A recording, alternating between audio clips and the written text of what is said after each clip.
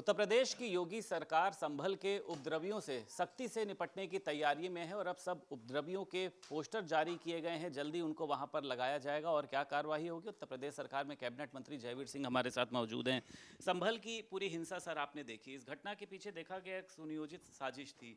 अब पोस्टर जारी किए जा रहे हैं। आपने भी देखा था सीएम योगी एक अध्यादेश लेकर आए थे इसको लेकर। देखिए, कानून और व्यवस्था चाक चौबंद और सुदृढ़ रखना आदरणीय मुख्यमंत्री जी की शीर्ष प्राथमिकता का विषय है। 2017 से अब तक इसी का परिणाम है कि प्रदेश दंगा मुक्त हुआ, भयमुक्त वातावरण बना और उत्तर प्रदेश के बारे में गुंडे, लफंगे, माफियाओं को यहाँ से रौंद दिया गया। उसी का परिणाम है कि उत्तर प्रदेश के बारे में लोगों का, चाहे देश के हों विदेश के हों, धारणा और परफेक्शन बदला है। उसी का परिणाम है कि उत्तर प्रदेश में लोग निवेश करना चाहते हैं। उसी का परिणाम है कि उत्तर प्रदेश बीमारू राज्य और दंगाइयों के राज्य से उभर करके एक हिंदुस्तान का ग्रोथ इंजन बनने का काम कर रहा है।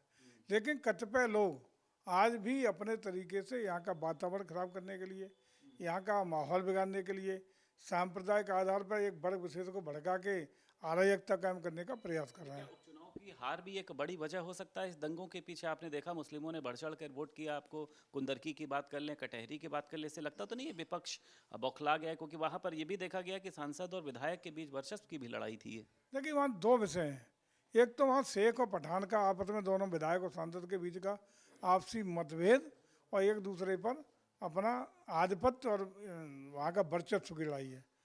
दूसरा ये भी है कि तत्काल जो चुनाव परिणाम समाजवादी पार्टी के खिलाफ आए, उसकी वजह से कहीं ना कहीं जो इस तरह की बयानबाजी समाजवादी पार्टी के नेतृत्व के द्वारा की गई, भड़काऊ बयानबाजी, जनता सड़कों पर उतरेगी, जनता ये करेगी, उससे भी कहीं ना कहीं प्रेरणा देने का और इसको उत्साहवर्धन करने का काम हुआ और उसका दुष्परिणाम सामने आया। और हम कह सकते हैं कि आज कानून का राज तो स्थापित हुआ है और होगा ही, लेकिन वो लोग भी प्रायश्चित कर रहे होंगे जो भड़कावे में आए, जहाँ जनान धनान हुई और कठोर रूप से दंडित होने का भी काम होगा। तो निश्चित रूप से वो भी आज प्रायश्चित कर रहे होंगे कि कुछ लोगों के उकसावे में इस तरह की कार्रवाई की है। राहुल गांधी और अखिलेश यादव भी वहां पर पहुंच सकते हैं, तो आपको क्या लगता है इससे उनके जख्मों पर मरहम लगेगा या फिर आपको लगता है दंगा भड़क सकता है, राजनीति हो सकती है?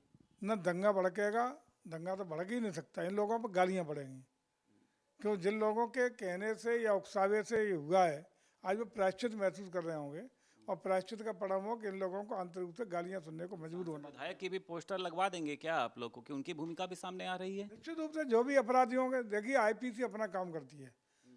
भारतीय जो संविधान है उसके तहत जो कानून व्यवस्था है वो कानून अपना काम करेगी। उसमें बड़ा आदमी छोटा आदमी का नापजोक नहीं होता। अपराधी अपराधी होता है, बड़ा आदमी और छोटा आदमी, इससे कोई फर्क नहीं पड़ता। बांग्लादेश में जो हिंदुओं के ऊपर हमले हो रहे हैं, एस्कॉन के ट्रस्टी हैं, उनको गिरफ्तार कर लिया गया, हिंदुओं को मारा जा रहा है। खुद एस्कॉन ने भारत सरकार से दखल अंदाजी करने को कहा है। इस पर भारत सरकार ने कल ही वहाँ के अल्पसंख्यकों पर हो रहे जुल्म, ज्यादती और अत्याचार को रोकने के लिए बांग्लादेश सरकार को बहुत कहा है और कड़ा विरोध भी दर्ज कराया है। मैं समझता हूँ कि बांग्लादेश सरकार को इससे कहीं ना कहीं सबक मिलेगा और वो सही ढर्रे पे आएगी और कट्टरपंथियों पर नकेल कसने का, कट्टरपंथिताओं पर विराम लगाने का और इस तरह की अल्पसंख्यकों पर चल रहे हमले और गैर कानूनी तरीके से इस तरह की जा रही कार्यवाहियों पर रोक लगाने के लिए भारत सरकार दबाव बनाएगी और अगर जरूरत होगी तो उसके लिए हिंदुओं के हित के लिए, अल्पसंख्यकों के हित के लिए सरकार पूरी तरह प्रतिबद्ध है। उत्तर प्रदेश सरकार में कैबिनेट मंत्री जयवीर सिंह हमारे साथ मौजूद थे। लखनऊ से वीडियो जर्नलिस्ट निखिल गौड़ के साथ संदीप खेर, भारत समाचार।